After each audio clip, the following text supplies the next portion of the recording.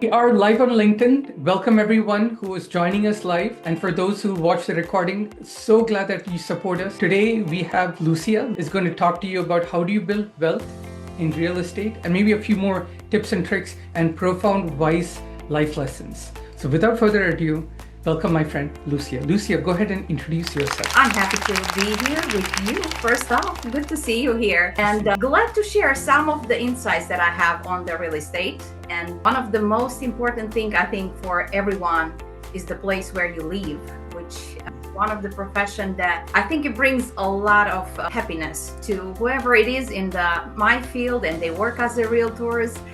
It brings you a lot of joy working with people and get them to live not just in a place, just to find their place, actually the home where they belong. I'm glad to share those with everyone who was here and they're gonna watch later on. It's an important thing what you do. And I can remember when my spouse and when we first found our home, we had to find the realtor that we really loved. And Mary, hats off to her, she's in Redwood City, California. And we ran into her in Foster City, California, just across the freeway. We are still in touch with her after 15 years. And she made sure that the decision that we made, because it's one of the most important life decisions that you make, especially as a couple, she really got involved and found us our best first home.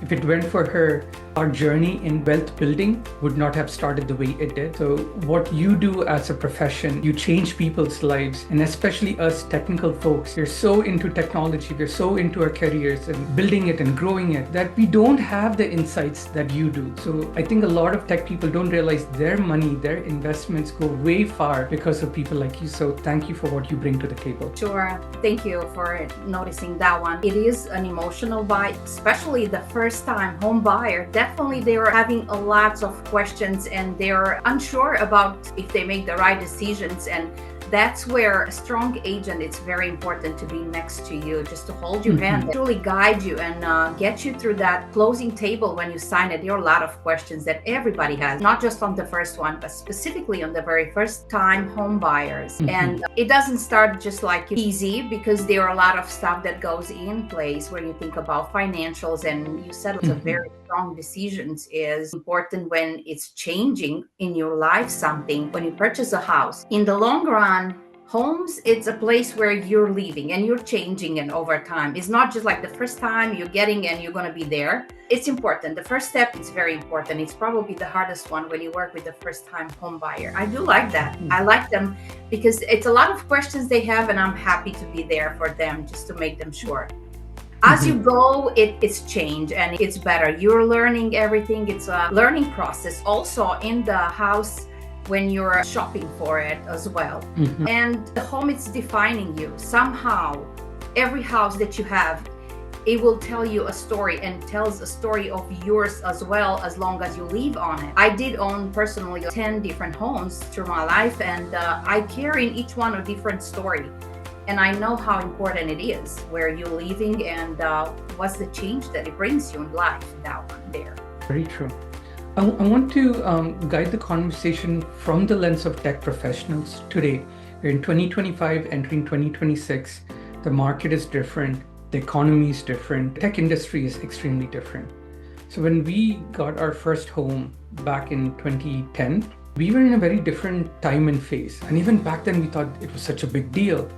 Compared to what's happening right now, it does not feel like a big deal.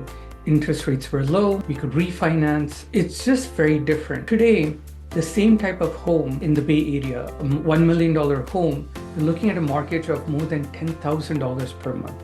And unless you're working like Google, Meta, type of very big companies that pay you a whole lot, and not everyone does, it's extremely hard to penetrate and break into the market, number one. And number two, right now, a lot of people are going through layoffs. They are going through uncertainty, bad behaving managers, career change. So there's a lot going on. And I wanted your advice and guidance to people who have money, who can invest. They are smart people. They're hardworking people. So before I get into the questions, any opening comments, advice, words of encouragement you have? First, I think when it comes to home, now it's better than later, always. Because if you look historically in the market of housing, It changed cyclically. They were going, you mentioned in 2010, but also in 2020, we have the one that was the COVID. And since 1980 was like 18% on the interest rate, and then going down on 2006. And during the 9/11, there were 6 months we were not selling any homes at all. So they are different one, but they're not the one to define the market actually. Those are just artificial moments which happens to be during that economic strike or something that was happening actually. And those are not the one to dictate what it is actually a home. And the best investment, historically, it shows the house, the money is growing every year about 6%, 5 to 6%, and you count on those. So that stability tells you that now it's better than later. That based also on the financial situation that you have. You're working with a financial planner, and once you're going out and you decide that you want to shop, you have to be in your budget. Definitely, you're not going to look for something that is not affordable or it's going to jeopardize your career or your life, or you're going to be stressed. But that would be one step. You're going and you're looking out to see where your financing stays, and then you're going strictly for wherever your actually budget allows you to shop. I think the most important thing when you're thinking about the house, do not let the hope of changing the rates or changing the market or it's going to drop something to dictate your moment when you decide to shop. When you're looking for a house, it's your moment when you're able to look for a house. It doesn't matter what happened in the market, because those are very small times where is something that's changed. You just plan, or you're going strategically looking for those, and that's where you're making the smart decision. And even comparing when you're thinking about maybe in 2000, you say in 2010, and the prices on the house, of course, they dropped because it was at 2008. But the same thing, when you compare that price that you have for a house that you're paying is the same one when you're selling. So it's kind of evening out. You're not losing money based on whatever it was 1 year, 2 years, or 5 years until it's changing longer, 10 years or so. So you're good on that part, on the making the decision now better than later. Definitely. That's the moment when you have to buy it. I see.